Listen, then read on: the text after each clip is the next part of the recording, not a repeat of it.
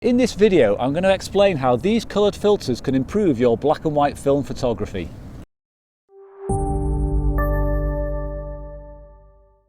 Now, if you're used to shooting colour film or colour digital images, then you'll know that black and white conversions can benefit greatly from manipulation of the different colour channels. You'll normally pull down the blue channel to give you a darker sky.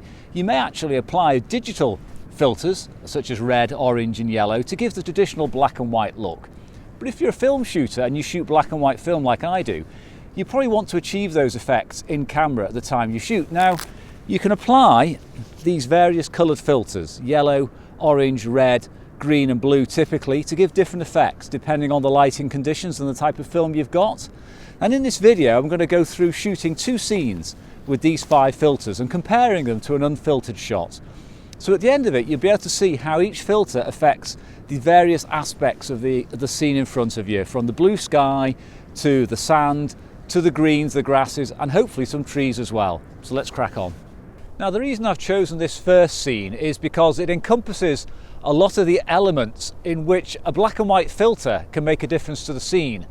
I have a blue sky and I also have a beautiful sand and grasses. Now, the straight black and white shot will accentuate certain characteristics depending on the nature of that film. But what I'm doing here is I'm hoping to darken that sky, to bring it down. That's one of the primary uses for the likes of the yellow, the orange and the red filter. The grasses will be lifted also. So this is one of those scenes where you would typically go for one of the primary black and white filters like the orange, red, yellow. Now, the blue and the green are a bit of a wild card. Green is often very similar to yellow, but blue will lighten the sky. That's not something we typically want in landscape photography. But this is the first scene. The next scene will benefit the blue and the green filter a lot more. Okay, so here's my setup. I have my Bronica SQAi set up on a tripod, standard 80mm lens and the filter holder. Now I'm going to take the shots in sequence. First shot without the filter, followed by the yellow, orange, red, green and blue filters. Now I need to apply a filter correction factor. Having metered the scene with my Sekonic spot meter, I reckon 1/30th of a second at f16 is about right for the normal exposure. I'm adding additional exposure for each of the filters. I'll flash that up on the screen as I change the filters.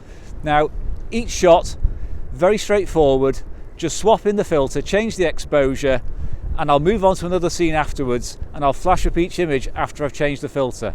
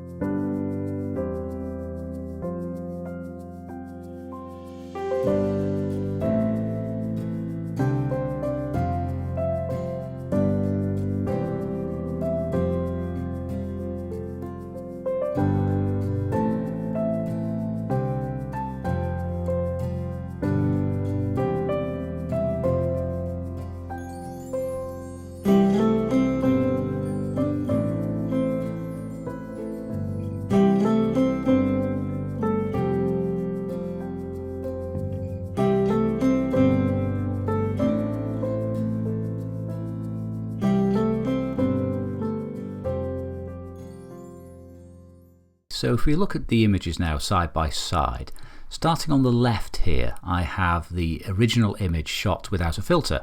So that's the one with no manipulation whatsoever. Now these were scanned into Lightroom and just adjusted with the basic same settings for each one to make them look representative of the scene. On the right, I have the first one with a filter, which is yellow filter. Now hopefully you can see straight away here, there is far more definition in the sand, the sea, and also importantly in these marram grasses, which are a very sort of yellow-green. It makes a much better image than the unmodified, unfiltered image on the left. Much better image overall. So let's flip across to the next one, which is orange. Now on this one you can see a slight darkening of the sky. There's a little bit of cloud. You may not be able to see it actually creeping in here. I can see some definition in clouds, which are just not visible over here whatsoever. Much more contrast in the foreground. I'm getting a real darkening now of these shadow areas. And also even better separation on the beach. Just look at the difference here in contrast between the two scenes. Again, much cleaner and sharper looking image, preferable in every way to the unfiltered shot. Moving on now quickly to red. Now red is the most extreme of all the filters, and as you can see here, it's produced the punchiest look. There are clouds showing through now clearly to my eye. Apologies if I've not been able to show that clearly in a 1080p video. And also these dark shadow areas here are very dark. They're almost black in places. And I've got a real lift to the highlights, a real separation on this channel here. So the coloured filters have made a real difference here, the traditional 3 filters. But if we move on now and have a look at green. Now green's interesting because green's actually lightened the sky slightly, which is undesirable in a landscape shot. Nice separation on the beach again, not quite as much as the red or orange filters, and a good separation in the foreground grasses. So I'm quite pleased with the look of green apart from the sky. Now finally the wild card, blue. Now it should be immediately obvious to you that blue has completely flattened the scene. It's made everything look worse. I've got no separation in the sand. The sea looks completely flat. The sky is completely empty. I can't see a thing in the sky. And interestingly, what it's done here is it's lifted the shadows. Now, what blue filters do is they actually lift areas that are blue. Now, your shadows during the day are blue light. This is blue light in here. This is how it looks without the filter again. So the blue filter has lifted the shadows. It's actually made this quite a low contrast area. If you contrast that with what we got with red, where there's a huge contrast, the blue filter has almost evened it out. It's made it a very low contrast image. Now that's not very desirable for this type of scene, but it is desirable in certain circumstances. It can be really important sometimes to accentuate and bring out the likes of mist, and also to soften the contrast in woodland areas. So interesting. Now moving on to the next scene, let's see what we get there.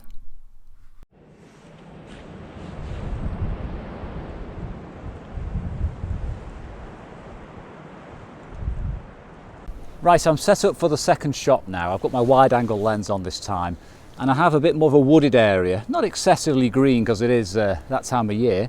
I do have some nice marram grasses in the foreground though, and I've got a lot of shade, a lot of shadow in there. Now I've based my exposure on getting good shadow detail, and obviously I've put the 5 filters in again. Now in terms of the filters themselves, you have a filter factor to apply for the exposure. You add 1 stop for yellow, 1 stop for orange, 3 stops for red, about 2.5 stops for green and 2 stops for blue.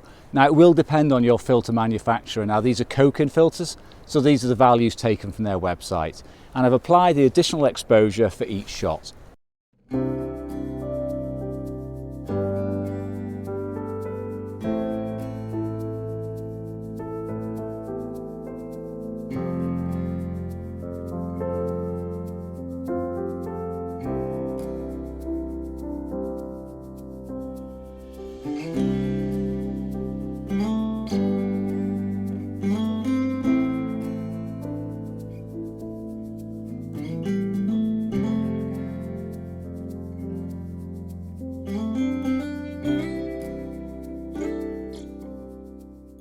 Well, that's it. That's my 2 shots taken for the day. Hopefully they're going to be able to illustrate some of the benefits of using coloured filters, and I've had to pack my gear away because the sand is blowing so strongly it's going to get in my lens, and last time I was here with a Hasselblad it got into one of the lenses and it was a £300 repair. So I'm going to pack up, as I said, go back and we can have a look at the shots in Lightroom just to see how they compare to the unfiltered one. Okay, same process as before.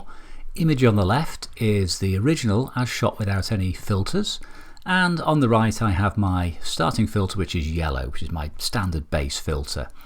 Now, not quite as obvious perhaps as the beach scene, but already I'm seeing quite a difference in the contrast levels here. The unfiltered shot is pleasant enough, and if you didn't have a filtered shot to compare it with, you may be happy. However, I much prefer the separation I'm getting here, the contrast I'm getting here in these tree trunks. I'm getting much more contrast overall, and these grasses are noticeably lighter to my eye.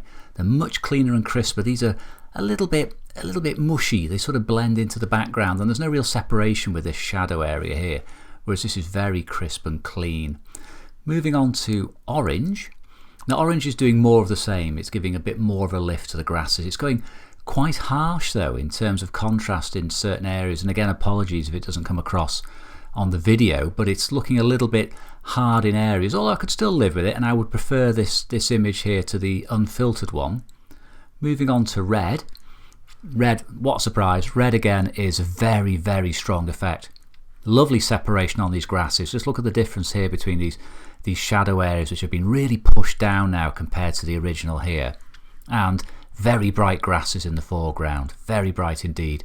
Real detail and contrast showing through on the tree trunks. But if you look at the canopy up here, which was green, it is black. That is absolutely jet inky black.